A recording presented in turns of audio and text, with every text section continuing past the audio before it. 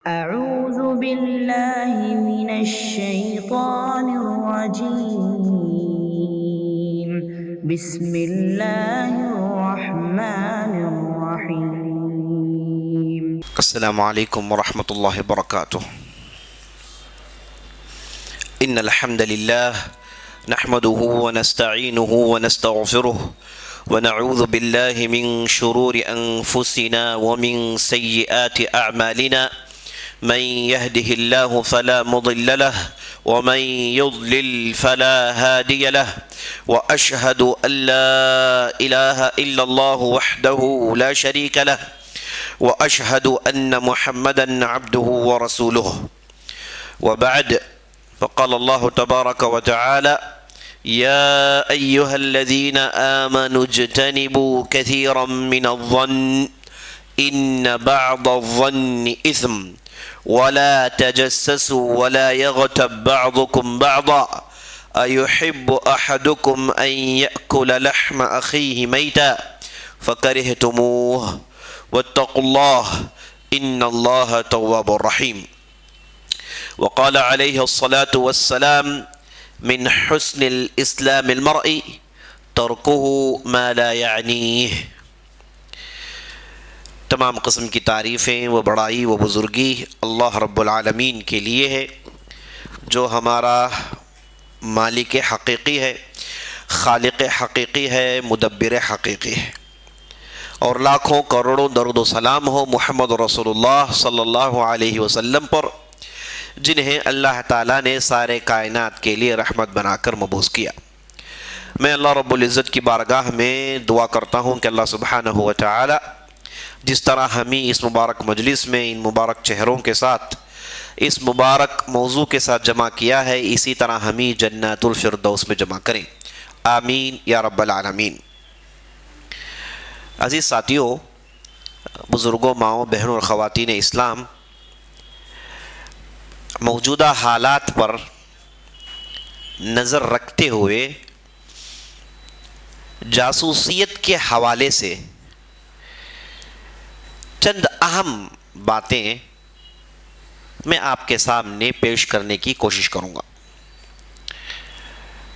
اور خاص طور پر یہ ایسی باتیں ہیں جنہیں ہمیں جاننا ضروری ہے۔ ہم چونکہ اسلامی تاریخ سے زیادہ وابستگی نہیں رکھتے، یعنی زیادہ معلومات نہیں رکھتے، تو اس تعلق سے ہم یہ سوچتے ہیں کہ ہم مسلمانوں کی حکومتیں کوئی ایسی ہی رہی جس کے کچھ خاص کارنامے نہیں رہے۔ تو ایسی باتیں ہم کو جاننا چاہیے، اس لیے میں آپ کے سامنے اس موضوع کے ساتھ حاضر ہوا ہوں۔ پہلے تو یہ کہ آج مجھے تھوڑی سردی ہے، تو آپ حضرات سے گزارش ہے کہ تھوڑا صبر کر لیجئے گا، اور انشاءاللہ کوشش کریں گے کہ موضوع کو اسی مجلس میں ختم کریں۔ اگر نہ ہو پائے تو انشاءاللہ ایک دوسری مجلس کی ضرورت پڑے گی انشاءاللہ۔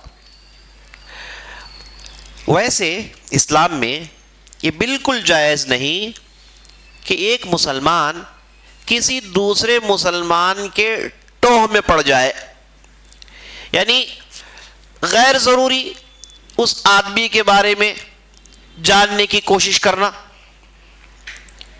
بعض لوگوں کو سر درد ہوتا ہے اگر انہیں نہ معلوم ہو کہ ان کا پڑوسی کہاں آتا جاتا ہے۔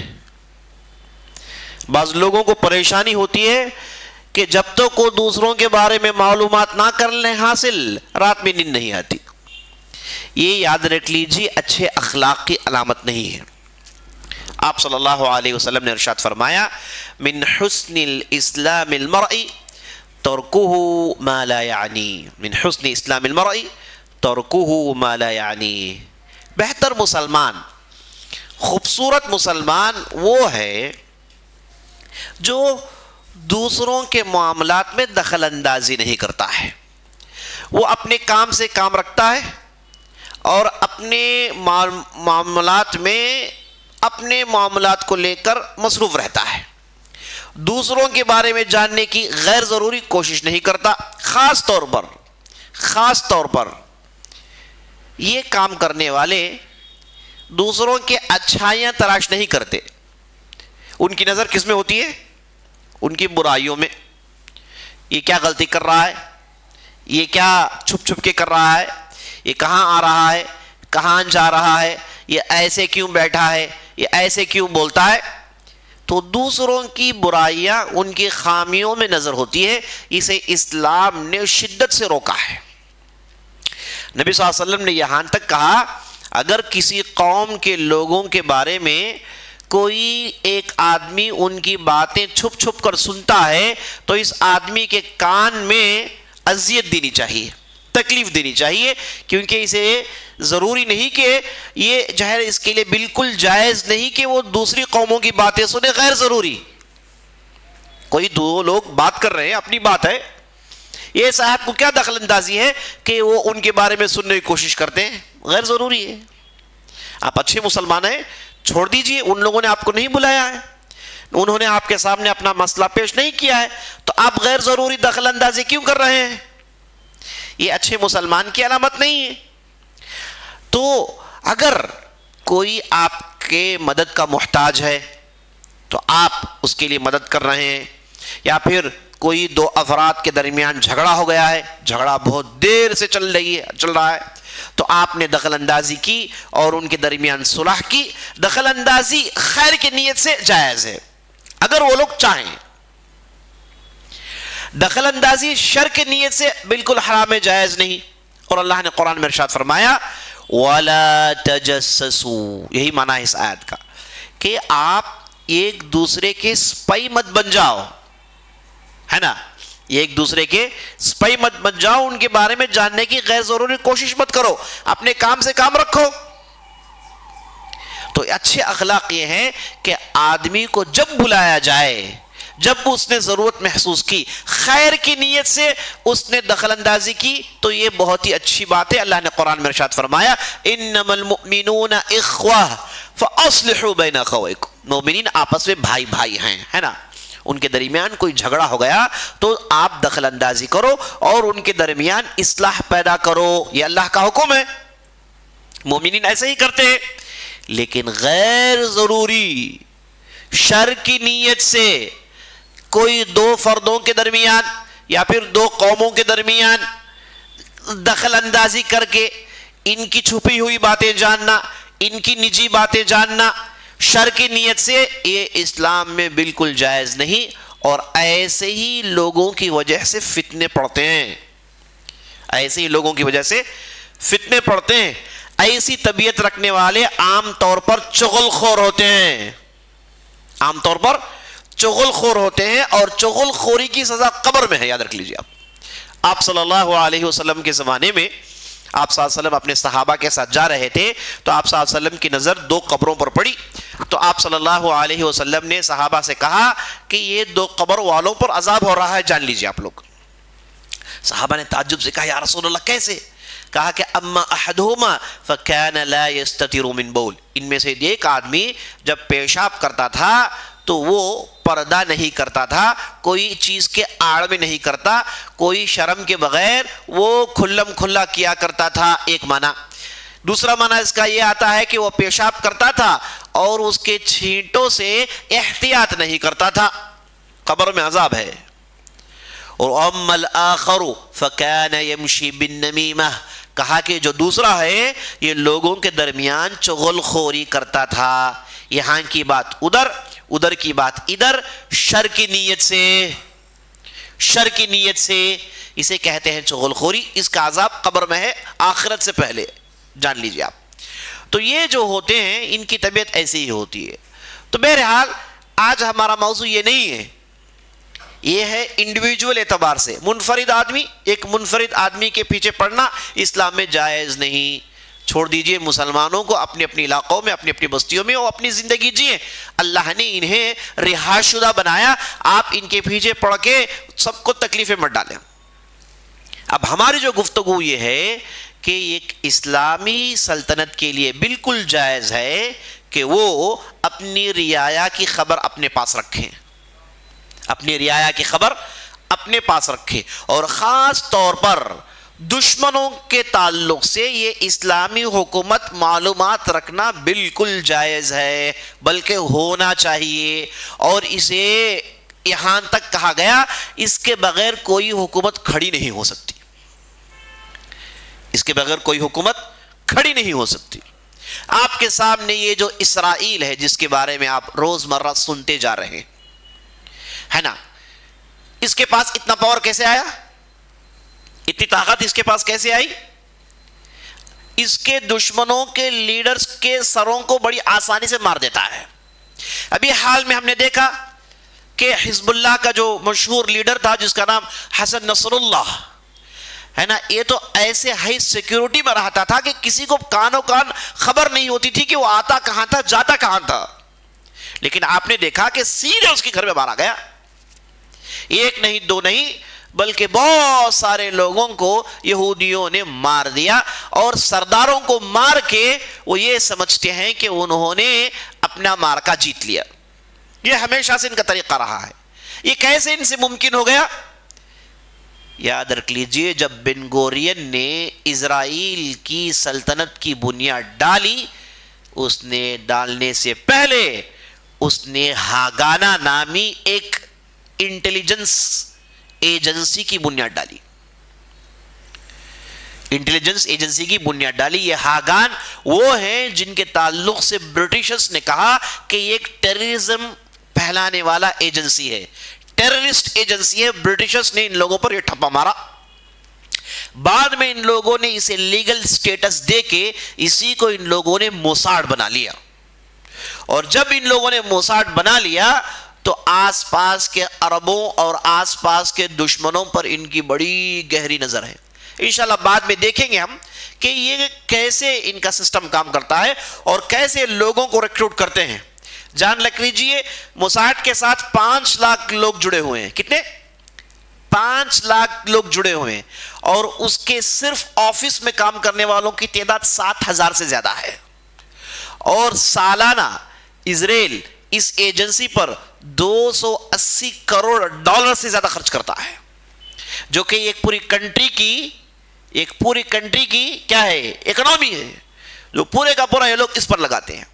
تو بہرحال چلیے ہم دیکھتے ہیں کہ نبی صلی اللہ علیہ وسلم نے اس جاسوسیت کے تعلق سے کیا کہا، اور آپ صلی اللہ علیہ وسلم نے اسے کیسے ضروری سمجھا۔ آپ صلی اللہ علیہ وسلم کی دعوت کا آغاز ہی چھپ چھپائے ہوئی۔ آپ صلی اللہ علیہ وسلم کی شروع کے 3 سال دعوت کے خفیہ کے تھے، اسلام کو چھپ چھپا کے پیش کرتے تھے، اور دشمنوں پر نظر تھی کہ کہیں کھلم کھلا اسلام پر عمل کرنا شروع کرے تو ان لوگوں کا حملہ نہ ہو جائے۔ تو آپ صلی اللہ علیہ وسلم کو بعد میں حکم ہوا فاصدع بما تؤمر واعرض عن الجاہلین، اے نبی صلی اللہ علیہ وسلم اب کھل کھل کے بولیے، اب جاہلین سے ڈریے مت۔ تو آپ صلی اللہ علیہ وسلم نے کھلم کھلا دعوت کا آغاز کیا۔ آپ صلی اللہ علیہ وسلم کی زندگی میں ہمیں سب سے پہلے اس کی مثال بدر کی لڑائی میں ملتی ہے۔ بدر کی لڑائی میں آپ صلی اللہ علیہ وسلم نے رائے مشورہ کیا صحابہ سے کہ بھائی ابو سفیان کا قافلہ جا رہا ہے، اب ہماری ایک حکومت بن گئی ہے، یہ قافلہ اس کے راستے مدینے سے نکلتے ہیں، جب ایک حکومت چل رہی ہے تو اس کے راستوں کو استعمال کرنے کی اجازت حکومت سے لینی چاہیے، اس کے بغیر کوئی راستے استعمال نہیں کر سکتا ہے، دنیا کا قانون ہے۔ تو نبی صلی اللہ علیہ وسلم کو جب معلوم ہوا کہ ابو سفیان ان راستوں میں سے جانے والے ہیں اپنا قافلہ لے کر اور بغیر اجازت کے، تو نبی صلی اللہ علیہ وسلم نے فوراً صحابہ کو جمع کیا اور رائے مشورہ کیا کہ بھائی اس قافلے کے ساتھ کیا کیا جائے۔ تو صحابہ جو پہلے سے منتظر تھے، انہیں وہ 13 سال آزمائش کے یاد تھے، اور وہ اس قافلے پر ٹوٹ پڑنا چاہتے تھے۔ تو بعد میں اللہ نے آیت نازل کی کہ بھائی آپ جائیے، اب آپ لڑیے اللہ کے راہ میں۔ تو نبی صلی اللہ علیہ وسلم نے رائے مشورے کے بعد اپنے ساتھ چند لوگوں کو لیا، بعض لوگوں کو مدینے میں چھوڑا، اور یہ لے کر بڑی تیزی سے ابو سفیان کے قافلے کے تعاقب میں پیچھے پڑ گئے۔ تو جب نبی صلی اللہ علیہ وسلم آگے بڑھے، معلوم ہوا کہ ابو سفیان کا قافلہ یہاں سے گزرا ہے، تو نبی صلی اللہ علیہ وسلم کو یہ معلوم ہو گئی بات، یعنی وہ جج کر پا گئے کہ اب یہاں پر لڑائی ہونے والی ہے۔ تو نبی صلی اللہ علیہ وسلم نے کیا کیا؟ پہلے کہا کہ بھائی اس بدر کے میدان میں پانی کا کنواں کہاں ہے، کیونکہ اس زمانے میں لڑائی کے میدان میں آدمی کو پانی کی ضرورت پڑتی ہے، اتنا سارا پانی لے کر تھوڑی چل سکتے ہیں، تو کنویں کی تلاش ہوتی ہے۔ تو نبی صلی اللہ علیہ وسلم کو معلوم ہوا کہ بدر کے اس علاقے میں کنویں ہیں، تو فوراً بعض اہم اصحاب کو دوڑایا، کہا کہ جاؤ جا کر دیکھو کہ ان کنووں کے پاس مشرکین کی کوئی قافلہ تو نہیں ہے۔ تو فوراً صحابہ پہنچے تو دیکھا کہ وہاں پر ایک پورا قافلہ ہے، اور اس کے بعد آ کر خبر پہنچائی کہ یہاں پر مشرکین کی اتنی تعداد ہے۔ اور کہا جاتا ہے بعض روایتوں میں جب صحابہ اس کنویں کے پاس پہنچے تو 2 قریشی بچے پانی ڈھو رہے تھے، تو دونوں کو پکڑا اور سیدھے نبی صلی اللہ علیہ وسلم کے پاس پہنچا دیا، اور نبی صلی اللہ علیہ وسلم نماز پڑھ رہے تھے۔ تو صحابہ نے، خاص طور علی بن ابی طالب نے ان 2 بچوں سے پوچھا کہ بھائی تم کون ہو، کدھر ہو، کیا کر رہے ہو؟ تو جب ان لوگوں نے کہا کہ ہم اس جگہ سے آئے ہیں، اس قافلے میں ہیں، تو صحابہ نے انہیں مارا۔ نبی صلی اللہ علیہ وسلم نے سلام پہن کر کہا کہ بھائی سچ تو کہہ رہے ہیں، مارتے کیوں ہو؟ اس کے بعد ان دونوں نوجوانوں سے پوچھا کہ بھائی کتنے کی تعداد ہے؟ ان لوگوں نے کہا کہ 1000 کے قریب تعداد ہوگی۔ پوچھا کتنے اونٹ کٹتے ہیں؟ کہا کہ 10 سے 12 کے تب اونٹ کٹتے ہیں۔ تو اور اس کے بعد پوچھا کہ کون کون ہیں سرداروں میں سے، کون کون ہے، کس قبیلے کے لوگ ہیں، کون کون سردار ہیں؟ تو اس بچوں نے بتایا فلاں فلاں کے نام۔ تو نبی صلی اللہ علیہ وسلم نے ان دونوں بچوں کو رہا کر دیا، اور اس کے بعد کہا کہ مکہ کی وادی نے اپنے جگر کے ٹکڑے تمہارے سامنے پھینک دیے ہیں، یعنی اب ان لوگوں سے تمہارا مقابلہ ہونے والا ہے۔ تو نبی صلی اللہ علیہ وسلم کی سیرت میں سب سے پہلی مثال یہاں ملتی ہے جب آپ صلی اللہ علیہ وسلم نے دشمنوں کے اخبار کو جمع کرنے کی کوشش کی۔ اسی طریقے سے آگے بڑھیے، نبی صلی اللہ علیہ وسلم کے چچا جن کا نام عباس تھا رضی اللہ عنہ، یہ ان کا دل تو مسلمان ہو گیا تھا کب کا۔ جب نبی صلی اللہ علیہ وسلم مکے میں تھے اور جب مکہ چھوڑ رہے تھے، جب قبیلہ خزرج اوس ان لوگوں سے ملاقاتیں ہوئی مکے کے وادی میں، مینا کے میدان میں، مینا کے گھاٹیوں میں، تو نبی صلی اللہ علیہ وسلم نے عباس کو اپنے ساتھ لایا تھا، اور عباس رضی اللہ عنہ نے ان لوگوں سے گفتگو کی، پوچھا کہ تم لوگ حفاظت کر پاؤ گے کہ نہیں پاؤ گے؟ تو عباس رضی اللہ عنہ کا دل کب کا مسلمان ہو چکا تھا، لیکن نبی صلی اللہ علیہ وسلم نے عباس سے کہا کہ آپ مکے میں رہیں، آپ مکے میں رہیں اور مکے کے تعلق سے معلومات بھیجتے رہیں۔ اور نبی صلی اللہ علیہ وسلم چونکہ مکہ سے نکال دیے گئے اور پوری نیت ہے کہ واپس مکہ آنا ہے، مکہ ہی ہمارا ٹھکانہ ہے، کعبہ ہی ہمارا ٹھکانہ ہے، یہی اسلام کا سینٹر ہے، لیکن قوم چونکہ نکال رہی ہے تو اس لیے وہ مدینہ چلے گئے اور واپس آنے کی پوری نیت تھی۔ اس لیے آپ صلی اللہ علیہ وسلم نے عباس سے کہا کہ آپ ادھر ہی رہیے اور مکے کے اخبار بھیجیے۔ تو عباس رضی اللہ عنہ جن کا دل مومن ہو گیا تھا، ظاہری طور پر وہ مشرکین کے درمیان رہتے تھے، اور جو بھی واقعہ پیش آتا، جو بھی اہم ایونٹ پیش آتا، عباس رضی اللہ عنہ نبی صلی اللہ علیہ وسلم کو پہنچانا نہیں بھولتے تھے۔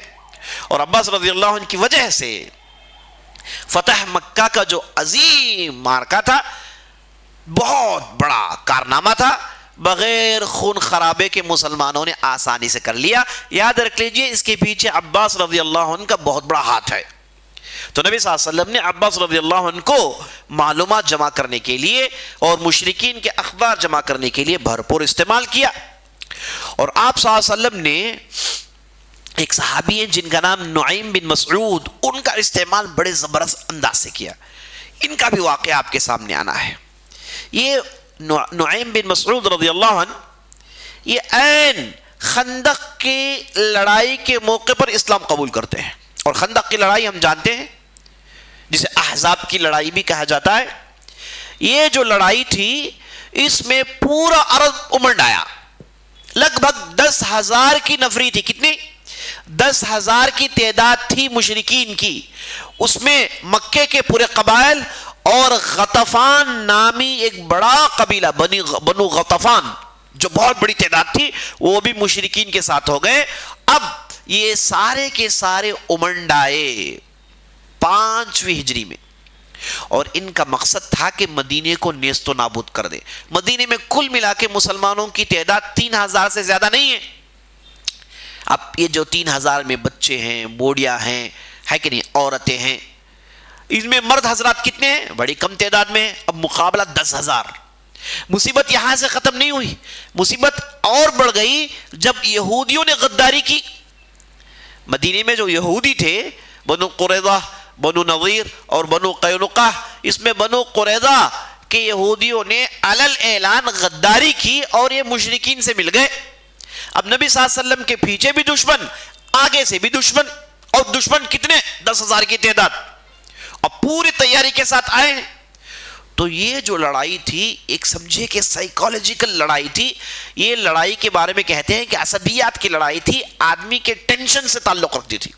اب اس میں زیادہ خون خرابہ نہیں ہوا، لیکن نبی صلی اللہ علیہ وسلم کافی بے قرار تھے اس لڑائی میں، کیونکہ سامنے سے بھی دشمن اور پیچھے سے بھی دشمن.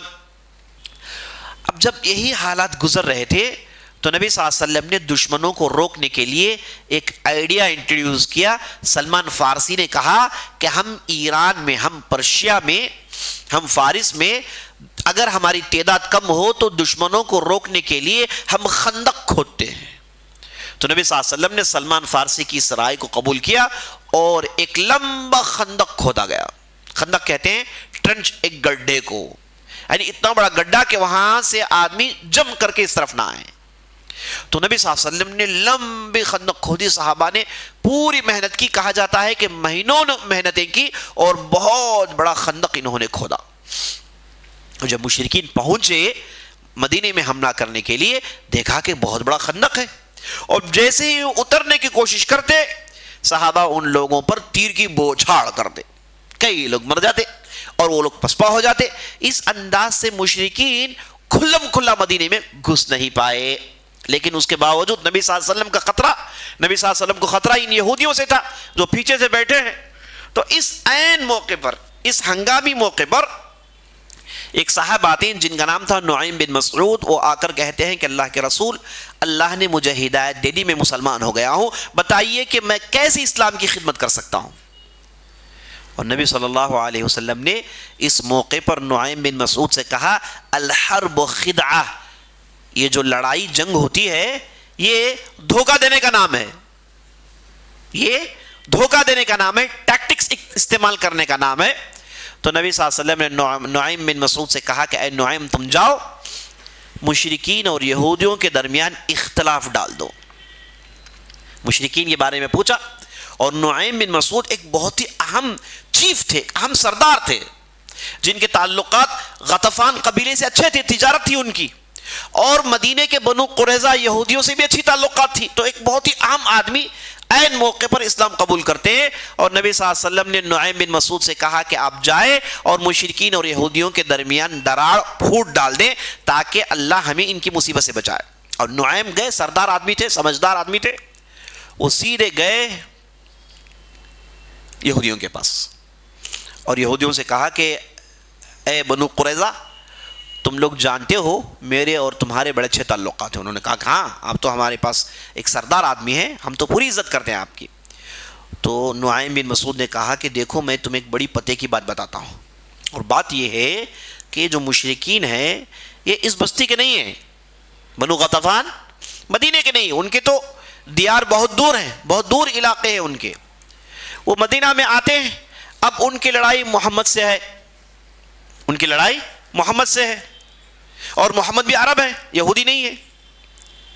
سوچو اے یہودیوں، اگر ان دونوں کے درمیان صلح ہو گیا، مشرکین لڑنے کے لیے تیار نہیں، بات چیت ہو گئی، صلح ہو گئی، تو محمد تم لوگوں کو نہیں چھوڑیں گے، کیونکہ تم نے غداری کی اور تمہیں غداری کی پوری سزا ملے گی. اور انہوں نے جو بات بتائی سچی بات تھی، اور ایسے ہی ہوا.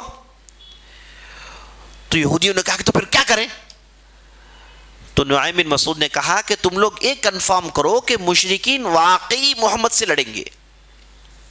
مجھے ڈاؤٹ ہے کہ کہیں وہ لڑائی چھوڑ کے صلح نہ کر لیں، مجھے اس تعلق سے ڈاؤٹ ہے، بیٹھ کے معاہدہ نہ کر لیں. لڑائی اگر نہ ہو تو تم لوگ تو گئے، تمہیں تو پیس دیں گے مسلمان. تو یہودیوں نے کہا کہ تمہاری بات تو بالکل صحیح ہے، تو کریں کیا؟ تو نعیم بن مسعود نے کہا کہ پہلے کنفرم کرو کہ وہ لڑائی لڑیں گے. کہا کہ کیسے کنفرم کریں؟ کہو کہ مشرکین کے جو اہم سردار ہیں، ان کے اہم افراد، اہم لوگ، 3-4 لوگ، وہ آپ کے حوالے کر دیں. آپ ان لوگوں کو اپنے پاس رکھیے. یہ کنفرمیشن ہے کہ تم لوگ لڑو گے، یہ کنفرمیشن ہے کہ تم لوگ لڑو گے. اگر مشرکین نے لوگوں کو دینے سے انکار کر دیا تو اے بنو قریظہ جان لو کہ ان کی لڑائی نیت کی نہیں ہے. اگر لڑائی نہ ہو تو تم تو پیسے گئے. تو یہودی نے کہا کہ ہاں آپ کی تو بالکل صحیح بات ہے, آپ نے بالکل پوائنٹ کی بات بتائی. اب وہاں سے نکلے, اب سیدھے گئے مشرکین کے صفوں میں بنو غطفان کے پاس, اور جا کر کہا کہ یہ جو بنو قریظہ کے یہودی ہیں, بنو قریظہ کے یہودی ہیں, یہ محمد سے صلح کرنے والے ہیں. تم لوگ آگے سے لڑو گے تو وہ پیچھے سے نہیں لڑیں گے. انہوں نے در پردہ اندر سے صلح کر لی ہے. اگر آپ کنفرمیشن چاہیے تو انہیں کہو کہ حملہ کرے, لوگوں کو بھیجو, کہو کہ بنو قریظہ کے لوگ تم لوگ حملہ کرو, پیچھے سے ہم یہاں سے حملہ کریں گے. میں کنفرم کہتا ہوں کہ حملہ نہیں کریں گے. اور مشرکین نے کہا کہ اچھی ایسی بات ہے, تو فوراً لوگوں کو دوڑایا اور کہا کہ اے بنو قریظہ, مشرکین آئے, ان کا قافلہ آیا اور کہا کہ چلو تم لوگ حملہ کرو پیچھے سے, ہم لوگ سامنے سے حملہ کریں گے, کیونکہ خندق بھی کھدی ہوئی ہے, ہم لوگ جو ہے حملہ نہیں کر پا رہے, آپ لوگ اندر سے حملہ کرو. یہودیوں نے کہا نہیں, ہم کیسے حملہ کریں گے, ہم حملہ کرنے کے لیے تیار نہیں ہیں. الٹا ہمیں تم میں سے 3-4 لوگ چاہیے یہ کنفرم کرنے کے لیے کہ تم لوگ حملہ کرو گے. ہمیں بات معلوم ہوئی کہ تم لوگ محمد سے مل جاؤ گے, تم بھی عرب ہو وہ بھی عرب ہیں, تم لوگ آپس میں معاہدہ کر لو گے, صلح ہو جائے گی, تو ہم ٹھہرے یہودی, تو محمد کی پوری طاقت ہماری طرف پلٹ لی جائے گی, تو پھر ہم لوگ پیچھے جائیں گے. تم 3-4 افراد دو, تب جا کے ہم پیچھے سے حملہ کرنے کی بات کریں گے. تو مشرکین نے کہا کہ یہ کیسی بات ہوئی, ہم کیسے ہمارے افراد تمہیں دیں گے. تو مشرکین نے دینے سے انکار کیا. تو یہودیوں نے سمجھ لیا کہ انہیں ہم لڑنے کی کوئی نیت نہیں ہے. تو دونوں کے درمیان خطرناک پھوٹ پڑ گئی. یہودیوں نے مشرکین کو گالیاں دی, مشرکین نے یہودیوں کو گالیاں دی, اور یہودیوں نے پیچھے سے حملہ کرنے سے انکار کر دیا. یہ بہت بڑی مصیبت تھی, وہ آسانی سے ٹل گئی ایک آدمی کی وجہ سے جن کا نام تھا نعیم بن مسعود. اور نبی صلی اللہ علیہ وسلم نے انہیں کس انداز سے استعمال کیا, یہ انٹیلیجنس کا سب سے بہت بڑا باب ہے کہ آپ صلی اللہ علیہ وسلم نے انہیں اس موقع پر کیسے استعمال کیا. اور بالکل جائز طریقے سے لڑائی کے میدان میں چکما دینا, یہی تو عقل مندی ہے. لڑائی کے میدان میں دشمنوں کو چکما دینا, ٹیکٹکس استعمال کرنا, یہی تو عقل مندی ہے. لڑائی کے میدان میں انصاف کریں گے تو پھر آپ کو چھپا کے چلے جائے گا, معاملہ ختم ہوگا. بس جتنا خون کم ہو, جتنے نفوس کم مرے, اسی میں تو فائدہ ہے, یہی تو عقل مندی ہے. تو نبی صلی اللہ علیہ وسلم نے نعیم بن مسعود کو جس انداز سے استعمال کیا, اس سبجیکٹ میں بہت ہی اہم چیز تھی. اب اسی لڑائی میں آپ صلی اللہ علیہ وسلم نے, اب دیکھیں آپ کہ یہاں سے مشرکین اور یہودیوں کے درمیان خطرناک دڑاڑیں پڑ گئی. اب اس کے بعد اللہ کے طرف سے مدد آئی. مدد ایسی آئی کہ بڑی سردی پڑنے لگی, تیز ہوائیں چلنے لگی, آندھی طوفان چلنے لگا. اب مشرکین پہلے سے دل برداشتہ ہیں, ڈرے ہوئے ہیں کہ بھائی عین موقع پر یہودیوں نے دھوکہ دے دیا, اب یہاں پر خندق بھی ہے, اب ہم لوگ حملہ بھی نہیں کر پا رہے ہیں. بعض جگہ ان لوگوں نے کوشش کی تو ان کے لوگ مر گئے. اب مسلمانوں کو خندق کے بعض راستے ایسے معلوم ہیں جہاں سے وہ پھلانگ کر آتے ہیں اور مشرکین کے صفوف میں حملہ کر کے چلے آتے ہیں. تو یہ پریشانی تھی. اب ہوا یہ کہ ان لوگوں نے بیٹھ کر سوچا کہ بھائی کریں کیا. اب اس کے بعد جب سردی پڑنے لگی, ہوائیں چلنے لگی, اور ایسی ہوائیں چلی کہ ان کے پورے ٹینٹس اکھاڑ دیے گئے, اور ان کی جو ہانڈیاں تھی جس میں ان کے کھانے پینے تھے سب الٹ دیے گئے, اور انہیں کافی نقصان ہوا. سر چھپانے کے لیے ان کے پاس جگہ نہیں تھی. اس موقع پر نبی صلی اللہ علیہ وسلم کو یہ معلوم کرنا تھا کہ اب تو دراڑ پڑ گئی, ان کے آپس میں اختلافات پڑ گئے. کیا مشرکین پر اس کا اثر ہوا, مشرکین پر اس دراڑ کا کیا اثر ہوا, وہ لوگ ہیں کہ واپس چلے گئے ہیں یا پھر لڑنے کی تیاری میں ہیں, کیا کر رہے ہیں. اب نبی صلی اللہ علیہ وسلم کو انفارمیشنز کی ضرورت تھی. اب نبی صلی اللہ علیہ وسلم معلوم ہو رہا ہے کہ مشرکین نیکسٹ کیا سٹیپ اٹھا رہے ہیں تاکہ اس کے برابر یہاں پر تیاری کریں, ہے نا. تو ایسے عین موقع پر نبی صلی اللہ علیہ وسلم, اب چونکہ بڑی سردی رات سرد پڑ رہی تھی, سردی چاروں طرف سے گر رہی تھی, تو نبی صلی اللہ علیہ وسلم کے ساتھ جو افراد تھے وہ اپنے اپنے دور دور خیموں میں چلے گئے، اور بعض لوگ چونکہ مدینے میں تھے، بعض لوگ اپنے گھروں کو چلے گئے. انتہائی سخت ہوائیں اور بہت ہی زیادہ سردی پڑ رہی تھی. تو نبی صلی اللہ علیہ وسلم کے آس پاس صرف 12 افراد تھے، اور نبی صلی اللہ علیہ وسلم ان 12 لوگوں کو لے کر ایک جگہ ہے جہاں پر ٹینٹ مارا گیا ہے، اور نبی صلی اللہ علیہ وسلم نمازوں پر نمازیں پڑھتے جا رہے ہیں. آپ صلی اللہ علیہ وسلم کا وتیرہ طریقہ یہ تھا کہ اگر کوئی مصیبت آئے تو پلک کر نماز کے لیے کھڑے ہو جاتے تھے، دوڑ کر نماز کے لیے کھڑے ہو جاتے تھے. ہم لوگ کرتے کیا ہے؟ مصیبت آئے تو سب سے پہلے نماز چھوڑتے ہیں کہ بعد میں پڑھ لیں گے نماز، ہے کہ نہیں؟ کہیں کچھ پھنس گئے، کہا کہ نماز بعد پڑھ لیں گے، کوئی مسئلہ نہیں ہے نا. سلام پھیرے، اٹھ کے بھاگے، کیوں میں جا رہے ہیں؟ ایک آدمی سے ملنا ہے. سنت کی نہیں پڑھا، کہا کہ نہیں، آدمی چلے جائے گا، کسٹمر چلے جائے گا، ان سے جو ہے وہ کام مس ہو جائے گا، فلاں مس ہو جائے گا. ارے بھائی، آپ جس مصیبت سے بچنا چاہتے ہیں، جس کے لیے دوڑ لگا رہے ہیں، اس مصیبت کا حل اسی سجدے میں ہے. آپ کو جو پریشانی آئی ہے، جس کے لیے آپ بھاگ رہے ہیں، جس کے لیے آپ نے جماعت چھوڑی، جس کے لیے آپ نے سنتیں چھوڑی، جس کے لیے آپ بے قرار ہو رہے ہیں، جان لیجئے 100% اس کا حل اسی نماز میں ہے. اس کا حل اسی نماز میں ہے. آپ یہاں پر مانگیے نا بھائی، آپ کی دعائیں یہی قبول ہوتی ہے. آپ نے اس جگہ کو چھوڑ دیا اور لوگوں کے پیچھے بھاگ رہے، اور مصیبتیں حل نہیں ہوتی. پہلے سنتیں چھوٹتی ہیں، اس کے بعد فرض بھی چھوٹ جاتی ہیں. تو نبی صلی اللہ علیہ وسلم نے اپنے اسوہ حسنہ میں یہ بات چھوڑی ہے کہ بھائی مصیبت آئے تو نماز کے لیے کھڑے ہو جائیے. نماز ہی میں آپ کو حل ملنے والا ہے، نماز ہی میں آپ کے مسائل حل ہونے والے ہیں. تو نبی صلی اللہ علیہ وسلم نمازیں پڑھتے جا رہے ہیں. پہلی 2 رکعت نماز پڑھی لمبی، رات کے اندھیری تھی اور تپتی ہوئی بڑی شدت کی سردی پڑ رہی ہے. نبی صلی اللہ علیہ وسلم نے نماز ختم کر کے یہ 12 افراد کے پاس آتے ہیں. ان 12 افراد میں حذیفہ بن یمان ایک مشہور صحابی موجود تھے. حذیفہ بن یمان آپ صلی اللہ علیہ وسلم کے بہت ہی اہم صحابی، یہاں تک ان کا ٹائٹل یہ بن گیا صاحب سر رسول اللہ صلی اللہ علیہ وسلم، نبی صلی اللہ علیہ وسلم کی پوشیدہ راز کی باتیں جاننے والے. آپ صلی اللہ علیہ وسلم ان کے پاس بہت ہی راز کی باتیں بتاتے تھے، یہاں تک کہ مدینے میں جو منافقین تھے ان کی پوری لسٹ ان کے پاس تھی. انہیں معلوم تھا کہ مدینے میں کون مومن ہے اور کون منافق ہے، کیونکہ ایمان نفاق اس کا تعلق دل سے ہے، آدمی کے حلیے سے کوئی پکڑ نہیں سکتا. تو عام لوگوں کو یہ چیز معلوم نہیں ہوتی. کسی کو آپ اشارہ کر کے یہ صاحب مومن ہے یا پھر یہ صاحب منافق ہے نہیں کہہ سکتے، کیونکہ ایمان اور نفاق رہتا کہاں ہے؟ ان کی جگہ دل ہے. تو دل میں کس کے پاس ایمان ہے، کس کے پاس نفاق ہے، یہ ہم نہیں جانتے. تو ایک آدمی کو آپ مسلمان تو کہہ سکتے ہو، ان کی نماز، ان کا حلیہ، ان کا نام دیکھ کر، چونکہ مسلمان معاشرے میں سے ہیں، آپ انہیں مسلمان تو کہہ سکتے ہیں. یاد رکھ لیجئے، کسی کو آپ پوائنٹ آؤٹ کر کے نہ مومن کہہ سکتے ہیں، اپنا منافق کہہ سکتے ہیں. نہ مومن کہہ سکتے ہیں، نہ آپ منافق کہہ سکتے ہیں، یہی صحیح بات ہے.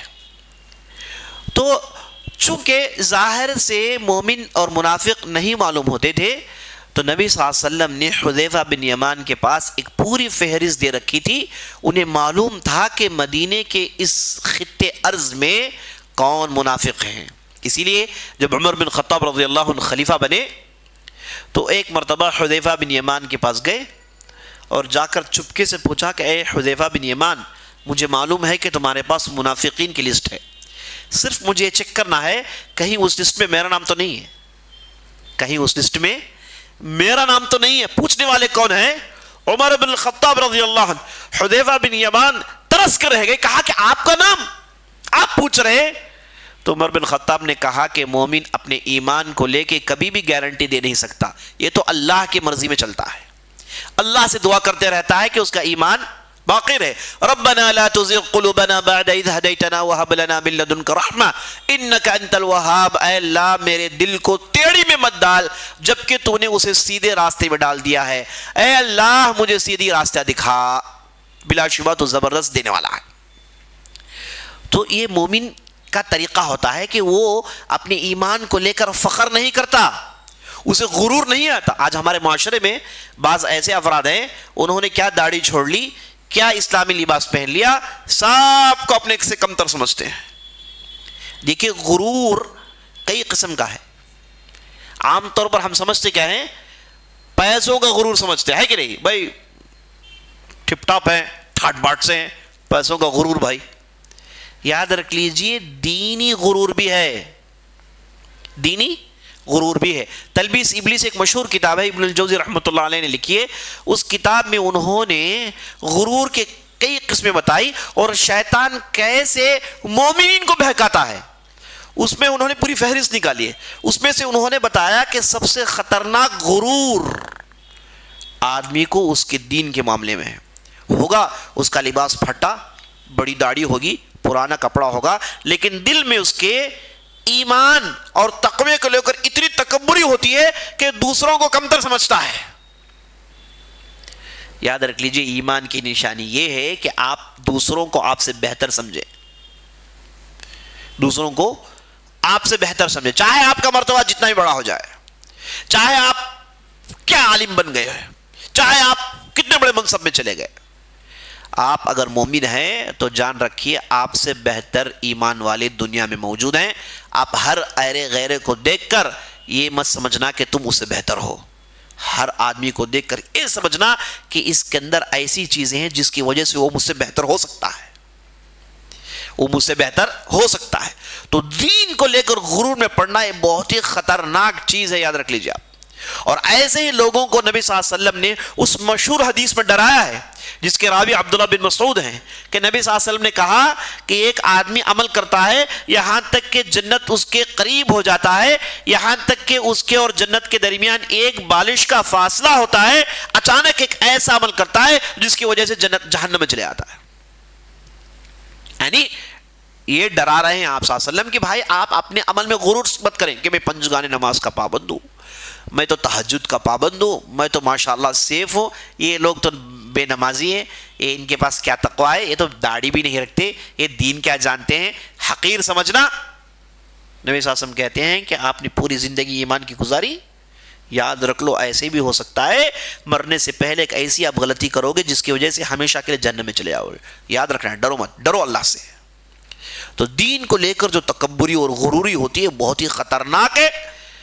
اس کے لیے حل یہ ہے کہ آپ سمجھیں کہ بھائی ہم سے بہتر لوگ ہیں، ہم سے بہتر فلاں ہیں، مجھ سے بہتر وہ فلاں. خاص طور پر جسے آپ نے حقیر نظر سے دیکھی، یہ کیا بے نمازی ہے، یہ کیا ہر قسم کی برائی میں پڑا ہوا ہے کہ نہیں.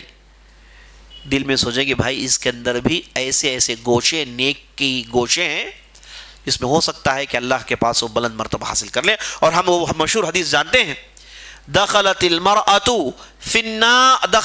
النار فی ہرہ. ایک عورت جہنم میں، ایک عورت جنت میں جاتی ہے ایک بلی کو بچا کر. یہ تو ہم نے حدیث مشہور دیکھی. تو گنہگار ایسی عورت جو تو زانیہ عورت تھی، نعوذ باللہ، بدچلن عورت تھی، وہ بھی جب اس نے ایک بلی کو بچایا تو اللہ نے اسے جنت میں ڈال دیا. تو یہ جنت، دوزخ، ایمان، تقوی، یہ سب اللہ کے ہاتھ میں ہے. بندے مومن کو اپنے ایمان کو لے کر ہمیشہ چوکنا رہنا چاہیے، امن میں نہیں آنا ہے. اور عمر بن خطاب رضی اللہ عنہ کی یہ جو چیز ہے، یہ جو واقعہ ہے، اس سے بہت بڑا میسج ہمیں ملتا ہے کہ بھائی آپ چاہے کتنے بھی سال عبادت میں آپ نے گزار لیے ہیں، آپ نے حج عمرہ ڈھیر سارا کیا ہوا ہے، آپ نماز کے پابند ہیں، آپ قرآن کے حافظ ہیں، آپ علم رکھتے ہیں، سب رکھتے ہیں، لیکن جان رکھیے موت ایمان کی آنی چاہیے. ایمان کی حالت میں آپ کو موت آنی چاہیے. اور یہاں پر معاملہ بڑا سنگین ہے، امن میں آنا نہیں ہے. اگر آپ صحیح راستے میں ہیں اسے کنٹینیو کرنے کی کوشش کریے. غرور میں آ جائیں گے، تکبری میں آ جائیں گے، اللہ کی سزا خطرناک آ سکتی ہے. تو عمر بن خطاب حذیفہ بن یمان سے پوچھتے ہیں، اے حذیفہ مجھے بتائیے کہ فہرست میں کہیں میرا نام تو نہیں. حذیفہ ترس جاتے ہیں، کہتے ہیں کہ آپ کا نام امیر المومنین، آپ کا نام منافقین میں. کہا کہ نہیں، مومن اپنے ایمان کو لے کر امن میں نہیں آتا. تو یہ تھے حذیفہ بن یمان، آپ صلی اللہ علیہ وسلم کے بہت ہی خاص صحابی تھے. اب یہ واقعہ سب چلے گئے، 12 افراد ہیں، ان میں سے حذیفہ ہیں. تو آپ اندازہ لگائیے کہ کتنے قریب صحابی رہے ہوں گے. تو نبی صلی اللہ علیہ وسلم آئے، آ کر 12 افراد کو دیکھ کر کہا کہ تم میں سے کون ہے جو جا کر مشرکین کے بارے میں باتیں جان کر لا کر مجھے بتائے گا، میں اسے اس تکلیف کے بدلے جنت میں راحت کی گارنٹی دیتا ہوں. میں اسے، کیونکہ اب جانا ہے، خطرناک سردی پڑ رہی ہے، اب مشرکین کے صفوف میں جانا ہے، موت کے منہ میں ہاتھ ڈالنا ہے، اب وہاں سے خبر لے کر آنا ہے، کوئی عام معمولی چیز نہیں ہے. تو نبی صلی اللہ علیہ وسلم نے کہا کہ تم میں سے 12 میں سے کون ہے یہ کام کر سکتے ہیں؟ حذیفہ بن یمان کہتے ہیں کہ میں اس وقت میری حالت ایسی تھی کہ میں سردی کی وجہ سے ٹھٹر گیا، سکڑا ہوا ہوں اور گھٹنوں کے بل زمین میں بیٹھا ہوا ہوں، ایک موٹی سی چادر اوڑی رکھی ہے، اب مجھے ہمت بھی نہیں ہوئی کہ میں اٹھ کے کھڑوں، اب جاؤں جا کے خبر لاؤں یہ تو دور کی بات ہے، کھڑنے کی ہمت نہیں، اتنی سردی پڑ رہی تھی، اتنی سردی پڑ رہی تھی. تو کہتے ہیں کہ ہم میں سے کوئی نہیں اٹھا. آپ صلی اللہ علیہ وسلم پھر نماز کے لیے چلے گئے، پھر نماز پڑھ کے آئے دوسری مرتبہ اور پوچھا کہ بھائی تم میں سے کوئی ہے یہ کام کرے گا؟ میں اسے جنت میں راحت کی گارنٹی دیتا ہوں. حذیفہ بن یمان کہتے ہیں کہ دل تو چاہتا تھا لیکن ہمت نہیں ہو رہی تھی، ہمت بالکل بھی نہیں ہو رہی تھی. پہلے تو سردی اور مشرکین کے صفوف میں جائیں اور چپکے سے خبر لائیں، کیسے کریں کام؟ کہتے ہیں کہ سوچ کر سب خاموش رہے، کوئی اٹھا نہیں اس بار بھی. اور نبی صلی اللہ علیہ وسلم پھر نماز کے لیے چلے گئے. پھر تیسری مرتبہ آئے، آ کر وہی سوال کیا، وہی پوچھا. کہتے ہیں کہ کوئی نہیں اٹھے. تو نبی صلی اللہ علیہ وسلم سیدھے میرے سر کے پاس آ گئے اور میرے سر میں ہاتھ رکھ کے کہا کہ اے حذیفہ قم، اے حذیفہ اٹھو، تمہیں ایک کام کرنا ہے. تو حذیفہ کہتے ہیں کہ میں بڑی مشکل سے اٹھا اور نبی صلی اللہ علیہ وسلم کے حکم کی تعمیل کرنا ضروری ہے، انکار کریں گے تو سیدھا کفر، یہاں پر کام کرنا ہی کرنا ہے. تو حذیفہ بن یمان نے کہا یا رسول اللہ سردی بہت زیادہ ہے، معاملہ بڑا سنگین ہے، یا رسول اللہ اب دعا کیجئے. تو نبی صلی اللہ علیہ وسلم نے کہا کہ اگر سردی کی بات ہے تو اے حذیفہ جاؤ، واپس آنے تک تمہیں سردی نہیں ہوگی، واپس آنے تک اب تمہیں سردی نہیں ہوگی. حذیفہ بن یمان کہتے ہیں کہ اللہ کی قسم، اور جیسے ہی میں اس کام کے لیے نکلا تو ایسے محسوس کر رہا تھا کہ مجھے سردی ہو ہی نہیں رہی ہے، میں تو صحرا میں چل کے جا رہا ہوں، مجھے سردی ہو ہی نہیں رہی، سردی مجھے ٹچ کر کے نہیں جا رہی ہے. اور نبی صلی اللہ علیہ وسلم نے کہا اے حذیفہ جاؤ، جا کر مجھے آ کر بتاؤ کہ مشرکین کے حالات کیسے ہیں. اے حذیفہ یہ راز ہے، اسے کوئی غلطی کر کے فاش مت کر دینا، یہ راز ہے، چپکے سے خبر لانا ہے، سپائنگ کرنا ہے، جاسوسیت کرنا ہے، جو اس موقع پر ضرورت ہے، حلال ہے، آپ کریں اور اپنی حرکتوں سے خراب نہ کر دیں. حذیفہ بن یمان آپ صلی اللہ علیہ وسلم کی دعا کے بعد کہتے ہیں کہ میں چادر پھینکا اور بڑی تیزی سے مشرکین کے سمن چلنے لگا.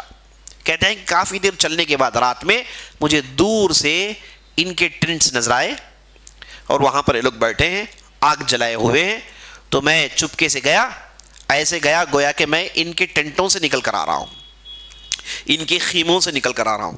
اور ان کے خیموں سے نکل کر آیا، چادر اوڑی ہوئی تھی، اور سیدھے گیا اور جا کے وہاں پر ایک 10-12 مشرکین بیٹھے ہوئے تھے، ان کے ساتھ میں جا کے بیٹھ گیا.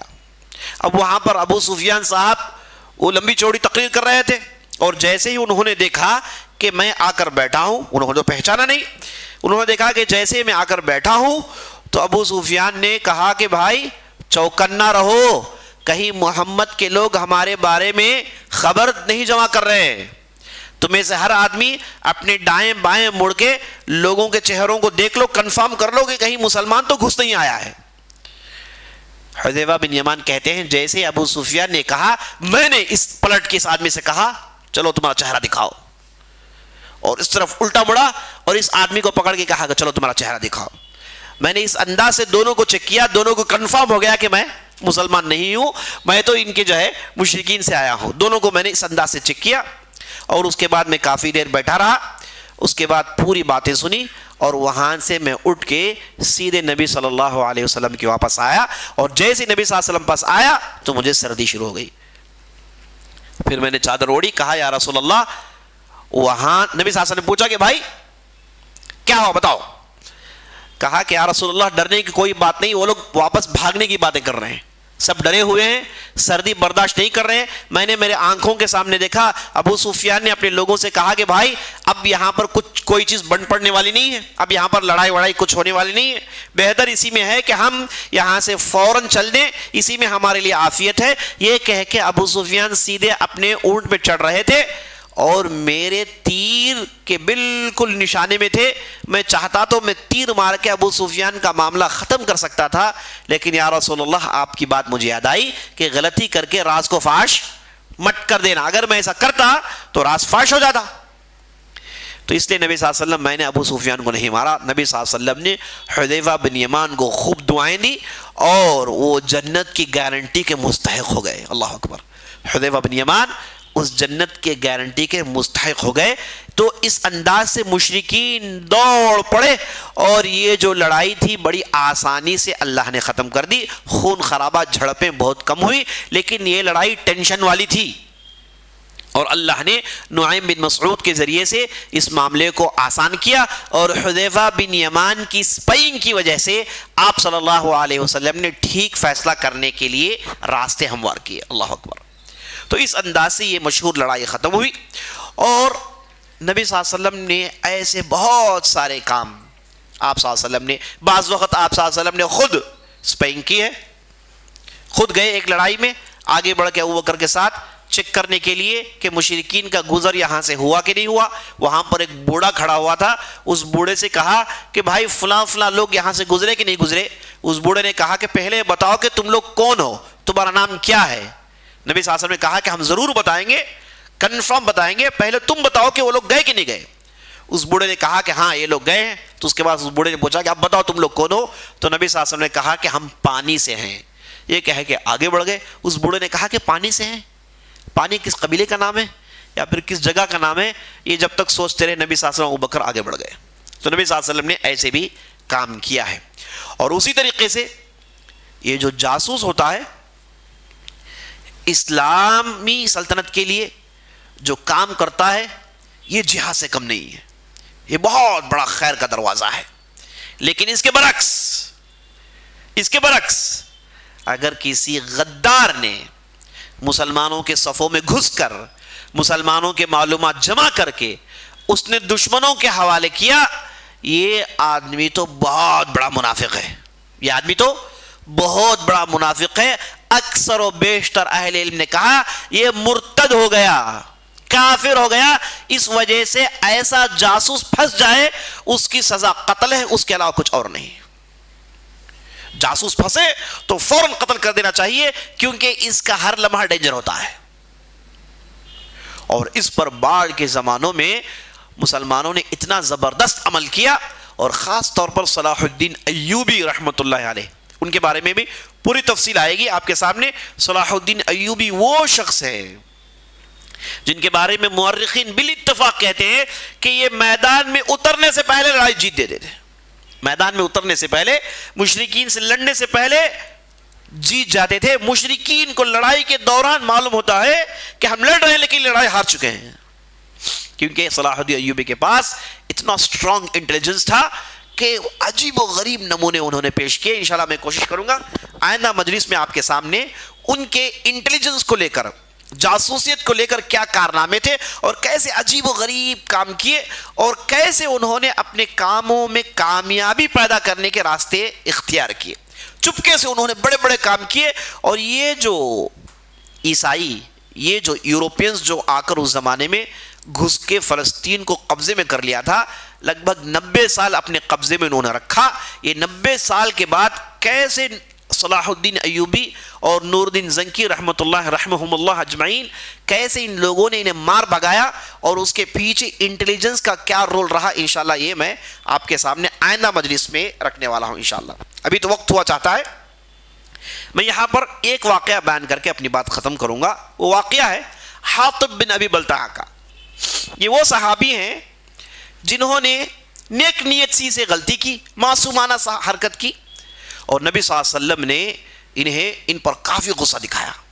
اور یہاں پر معلوم ہوا کہ اگر مسلمانوں میں کوئی غدار نکلے تو اس کی سزا کیا ہونی چاہیے. ہوا یہ, حاطب بن ابی بلتعہ ایک بدری صحابی, بدر کے میدان میں انہوں نے داد شجاعت دی، بدر کے میدان میں انہوں نے اپنے ایمان کا ثبوت دیا تھا۔ اب فتح مکہ میں آ جائیے۔ فتح مکہ سے پہلے نبی صلی اللہ علیہ وسلم نے اچانک اعلان کیا کہ ہم مکہ پر چڑھائی کرنے والے ہیں، مکہ پر حملہ کرنے والے ہیں۔ تو آپ صلی اللہ علیہ وسلم نے 8 ہجری میں 10,000 کی تعداد جمع کی اور خفیہ طور پر ہائی سیکریسی کے ساتھ آپ صلی اللہ علیہ وسلم نے اس لڑائی کی تیاری کی، تاکہ اچانک مکے والوں میں جا کے آدھم کے اور مکے والوں کو موقع نہ ملے کہ وہ تیاری کریں۔ چونکہ مکے والے انہوں نے حدیبیہ کے ایک معاہدے کو توڑ دیا تھا، انہوں نے بنو بکر اور بنو خزاعہ کے درمیان لڑائی میں انہیں دخل اندازی نہیں کرنی تھی، لیکن انہوں نے کی۔ اس اعتبار سے انہوں نے نبی صلی اللہ علیہ وسلم کے ساتھ جو معاہدہ کیا تھا حدیبیہ میں انہوں نے توڑ دیا۔ جب معاہدہ توڑ دیا جاتا ہے تو وہاں پر مخالف آدمی کو موقع مل جاتا ہے کہ وہ جو چاہے کرے۔ تو یہاں پر مشرکین نے وعدہ توڑ دیا تو نبی صلی اللہ علیہ وسلم کو بالکل جائز ہو گیا کہ اب وہ ان لوگوں پر چڑھائی کریں، حملہ کریں۔ نبی صلی اللہ علیہ وسلم نے بڑے خفیہ انداز سے تیاری کی، کسی کو کانوں کان خبر نہیں ہوئی، چپکے سے آپ صلی اللہ علیہ وسلم نے تیاری کی۔ ایک بدری صحابی جن کا نام حاطب بن ابی بلتع تھا، بڑے نرم سے معصوم صحابی تھے، انہیں جیسے ہی بات معلوم ہوئی انہوں نے خط لکھا اپنے خاندان والوں کو، اور اس خط کو ایک عورت کے حوالے کیا جو مدینہ مکہ آتی جاتی رہتی تھی، سامان لاتی تھی، قافلوں کے ساتھ آتی تھی، تجارت کرتی تھی۔ اس عورت کے پاس دے دیا، کہا کہ جاؤ جا کے میرے گھر والوں کو دے دینا۔ اس عورت نے خط لی اور اس کے بعد وہ چل دی۔ اب نبی صلی اللہ علیہ وسلم کو وحی کے ذریعے سے خبر پہنچا دی گئی کہ بھائی اے نبی، آپ کا راز فاش ہونے والا ہے، فلاں عورت خط لے کر جا رہی ہے، دینے والے فلاں صحابی ہیں۔ نبی صلی اللہ علیہ وسلم نے فوراً علی بن ابی طالب اور دوسرے صحابہ کو بلا کر کہا کہ تم فوراً دوڑو، فلاں وادی میں دیکھو گے کہ قافلے میں ایک عورت جا رہی ہے، اس کے پاس ایک خط ہے، اسے فوراً لے کر آنا۔ تو علی بن ابی طالب اپنے لوگوں کو لے کے بڑی تیزی سے دوڑے اور گئے تو دیکھا کہ وہاں پر وہ عورت ہے۔ تو علی بن ابی طالب نے اس عورت کو بلا کر کہا کہ چلو نکالو خط۔ اس عورت نے کہا کہ کون سا خط؟ میں تو کوئی خط جانتی نہیں۔ علی بن ابی طالب نے کہا حاطب بن ابی بلتع نے خط دیا ہے، نکالو اسے۔ اس عورت نے کہا کون حاطب؟ علی بن ابی طالب نے کہا کہ اگر تم خط نہیں نکالو گی تو میں تمہیں سب کے سامنے ننگی کر دوں گا، سب کے سامنے میں تمہیں ننگی کر دوں گا۔ یہ کہنا تھا، ڈر گئی، اس نے اپنے چوٹی بال میں سے خط نکالا اور علی بن ابی طالب کے حوالے کر دیا۔ بال کہاں سے نکالی ہے وہ؟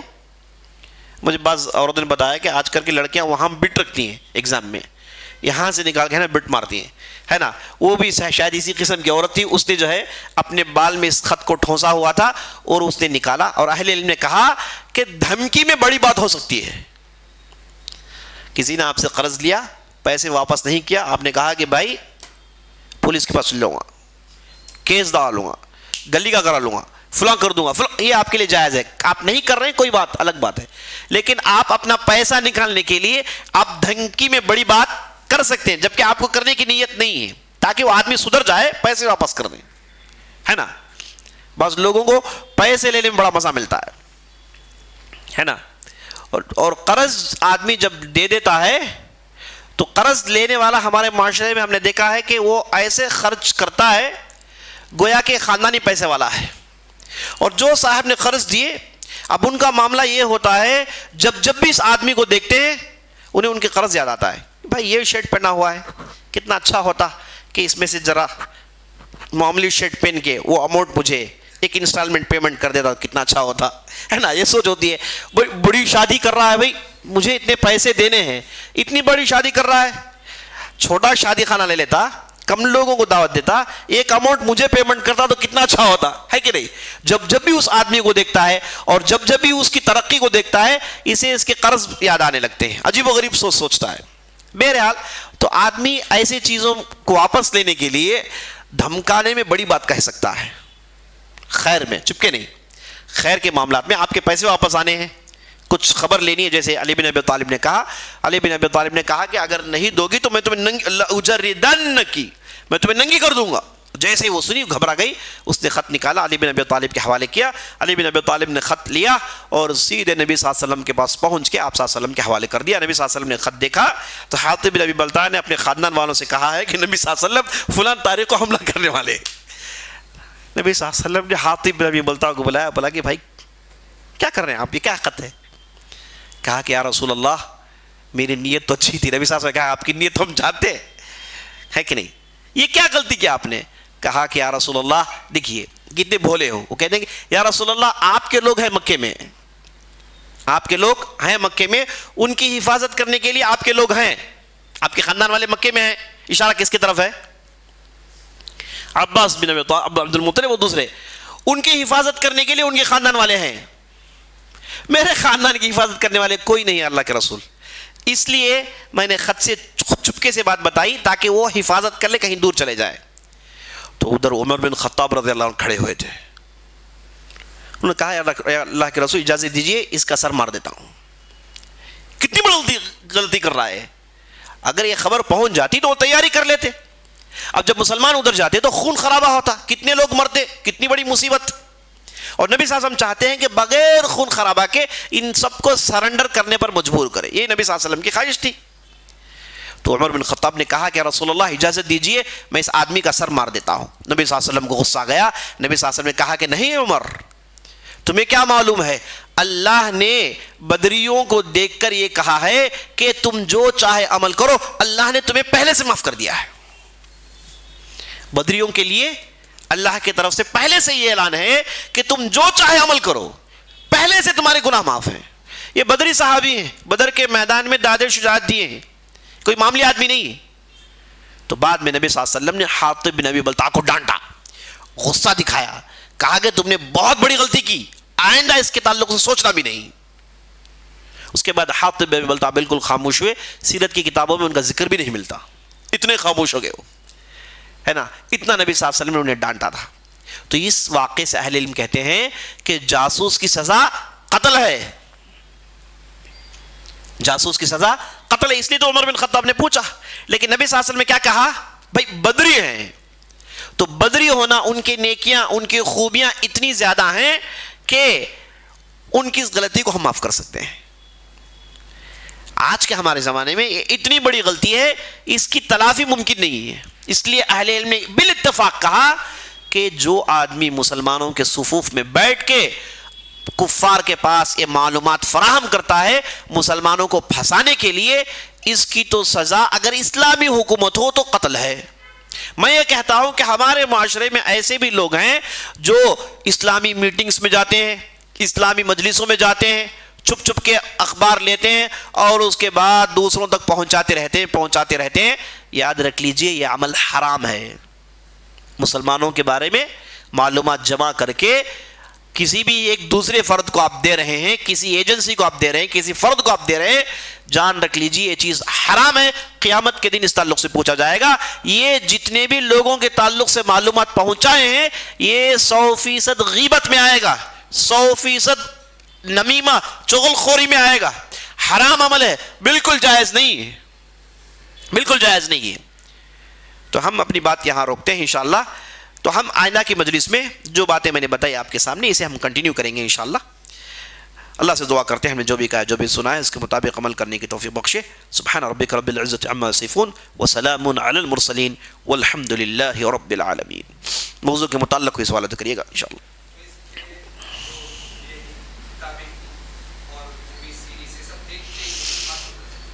سوال کر رہے ہیں کہ شرلاک ہومز، رائٹر کا نام ہے سر آرتھر کینان ڈوائل، ہاں رائٹر کا نام ہے سر آرتھر کینان ڈوائل، انہوں نے جو ہے شرلاک ہومز ایک فکشن کیریکٹر ہے وہ صاحب نے فائنڈ آؤٹ کیا اور انہوں نے 3 والیومز میں یہ واقعات لکھے ہیں اور بہت ہی زبردست ہے۔ میں آپ سے کہوں گا کہ آپ اسے ضرور پڑھیے گا، آپ اسے ضرور پڑھیے گا، اس میں آپ کی انگلش بہت اسٹرانگ ہوگی کیونکہ وہ صاحب 100 سال پرانے ہیں اور وہ بہترین انگلش بولتے تھے، ٹھیک ہے۔ اب وہ پورے فکشن کے واقعات ہیں، اسے پڑھنے میں کوئی حرج نہیں، آپ پڑھیے، ضرور پڑھیے، معلومات جان رکھنے میں کوئی حرج نہیں، پڑھیے ضرور پڑھیے، لیکن اسے جو ڈراماٹائز کر کے دکھاتے ہیں ہے نا، سیریل بنا کے دکھاتے ہیں، اب اس میں تو قاعدہ یہ ہے کہ آپ ڈاکومنٹ دیکھیے, ڈرامہ دیکھیے, جو بھی ہے, اس میں دو چیزیں نہ ہو. ایک میوزک نہ ہو اور عورتیں نہ ہو, بے حیائی نہ ہو.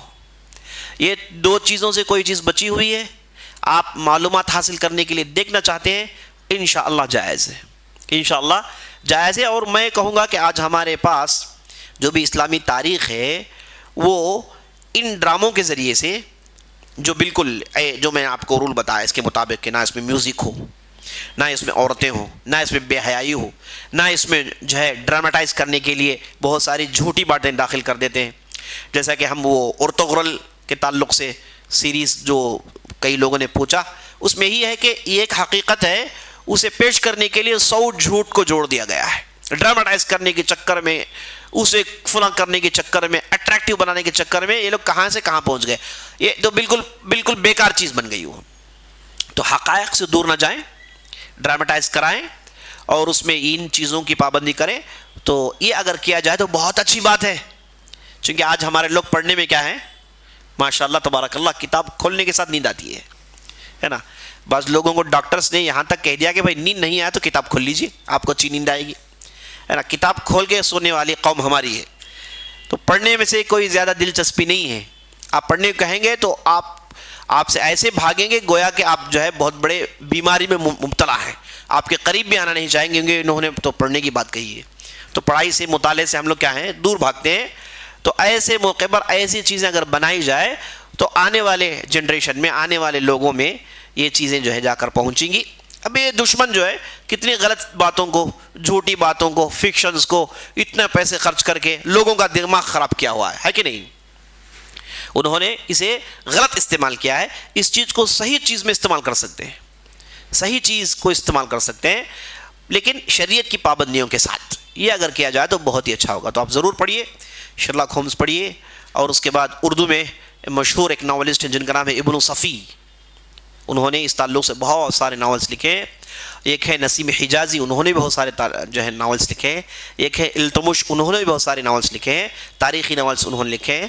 یہ جاسوسیت کو لے کر خوب لکھا ہے. ان تمام چیزوں کو پڑھنے میں کوئی حرج نہیں انشاءاللہ. جزاک اللہ خیر. مجلس ختم ہے. سبحانک اللہم وبحمدک, اشہد ان لا الہ الا انت, استغفرک و اتوب الیک.